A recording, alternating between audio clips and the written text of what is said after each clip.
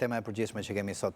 Këtë dëshirë të demokratëve për të votuar figura të reja, të pa kontestuara në të shkuarën dhe me një kontribut, që kanë dhënë kontribut publik, si zoti Kalaja, si zoti Ali Mehmeti, si zonja Tabaku. Dhe jemi sinqerë dhe ajo, surpriza ime ka qenë pikërisht numri i lartë i votave që kanë marrë kandidatët për deputet si Auloni, Ilir Ali Mehmeti, Irida Tabaku dhe disa personazhe të së djalltës, që për arsye të ndryshme të jetës tonë, të rrugtimit tonë, profesion, karrierë, në angazhimin qytetar, edhe i kemi njohur nga afër. Dhe ka qenë një vot, pak a shumë një vot mentaliteti dhe vot revolte.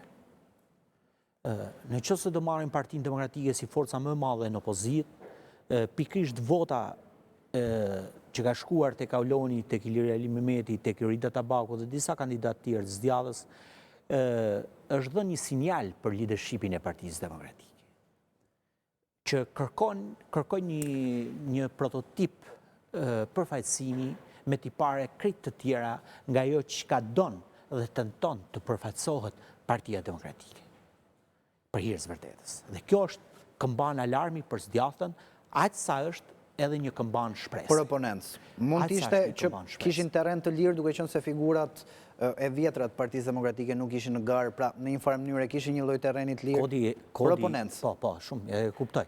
Ky kod faktikisht e strapacon kandidatin në listë hapur.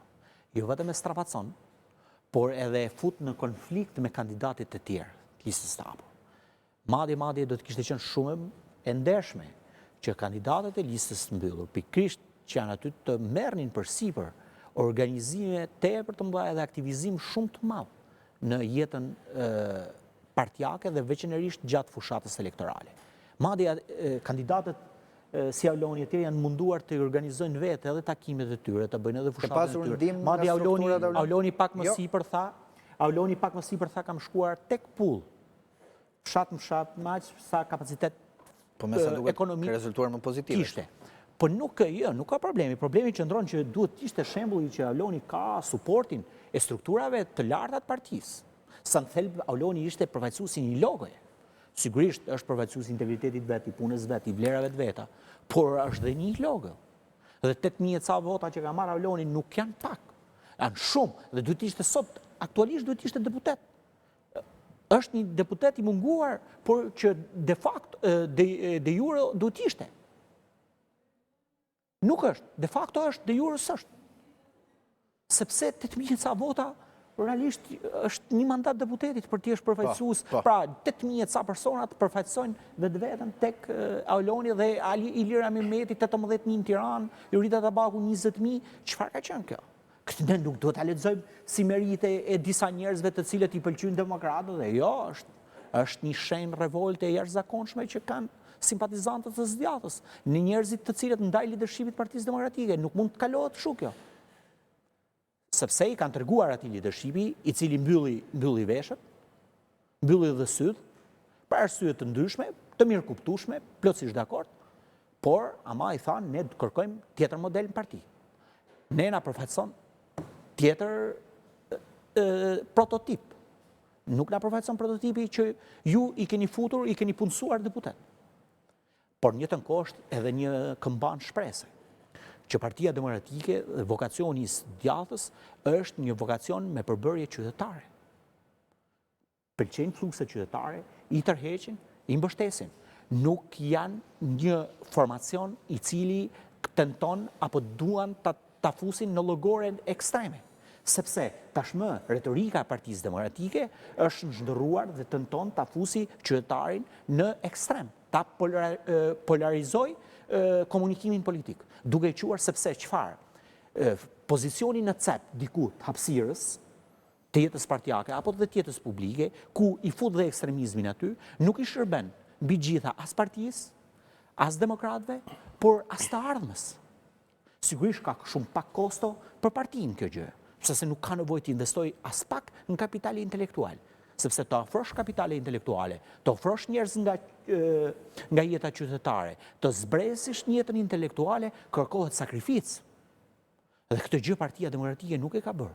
Dhe çuditërisht, këto zgjedhje Partia Demokratike nuk ka pas në lista asnjëri që ka ardhur nga jeta akademike apo nga jeta kulturore e këtij vendi. Këtë fash nuk e ka përfaqësuar. Për herë të parë e kanë bërë në mënyrë artificiale, më parë e kanë futur një profesor, e kanë futur një njerëz të aktivizmit politik. Kësaj rradhe nuk ka qenë.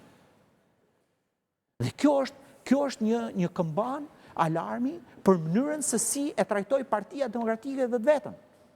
Dhe tashmë dikush përgjegjësi do të marrë për këtë aksion. Pa diskutim, unë nuk i bashkohem zërave, këtu duhet kemi qartë, që po dalin që të fillim pastrimin në shtëpis, po ta fillojmë nga koka, nga kreu. Unë mendoj që një person që ka grumbullu vota, dhe këta e thëmë mënyrë shumë sinqert, nuk kam asnjë lloj interesi, që ka grumbullu vota, është pikërisht Sali Berisha. Emri i tij, sepse lista mbyllur e Partisë Demokratike ka qenë një listë e cila nuk ka dalë në terren pothuajse fare, ka qenë inekzistente. Mirë, nuk është faji i trajnerit, mban një përgjegjësi trajneri për ekipin, të shkojmë dhe profesori. Trajneri nuk mund ta kontrollojë, nuk mund të kontrollojë gjithë aktivitetin e është përgjegjësia apo jo? Pa diskutim, përgjegjësia edhe humbjes është atij. Po. Por moralisht votat përfaqësojnë pikërisht emrin e Sali Berishës. Hiq votat e një grupi shumë të vogël në listë hapur, të cilët demokratët e dhanë sinjalin, e skicuan prototipin që duan realisht që të përfaqësohen në jetën publike, në jetën politike, në institucionet e Partisë Demokratike, tashmë barra e provës për të vërtetuar dhe për ta marrë këtë mesazh ka kreu i Partisë Demokratike, por dorëheqja, si mënyrën se si duan ta kritikojnë, duan ta bëjnë këta, duke kërkuar nga kreu i Partisë Demokratike, është krejtësisht e gabuar. E para punës nuk kanë këllçe për ta bërë, se duhet të kesh këllçe që ta bësh një gjë të tillë. E dyta, po të shohësh krejt partia është futur në bunker, askush nuk flet, një heshtime jashtëzakonshme, dhe vetmja gjë që po bëjnë... dalin vetëm kandidatët që kanë bërë një fushat personale dhe që janë aktivizuar. Kanë dy kandidatë që bëjnë për integritetin e vetë dhe shumë mirë që bëjnë dhe du ta qenë deri në fund integritetin e vetë. Sepse nuk i kanë borxh as partisë as kërkujt. I kanë borxh as atyre njerëzve të cilët i kanë tentuar të përfaqësojnë nga këta dhe nuk kanë marrë pak vota, kanë marrë aq shumë vota sa 80% e listës mbyllur nuk i bëshin dot. Po të dishin listë hapur. Bashkë thua po? Jo. Tani nuk i tek ata po të ishin listë hapur, ata nuk i kalot askush nga ata 3000 votshin. 2000 dhe në 3000 vota nuk i kaloshin. Pra, do më thënë, rasti i Javlonit dhe rastet të tjera janë raste për të parë skicimin e prototipit që duhet në lidershipin e Partisë Demokratike dhe përfaqësimin e institucioneve të kësaj force politike. Profesor, është vokacion i demokratëve kjo zgjedhje e tyre?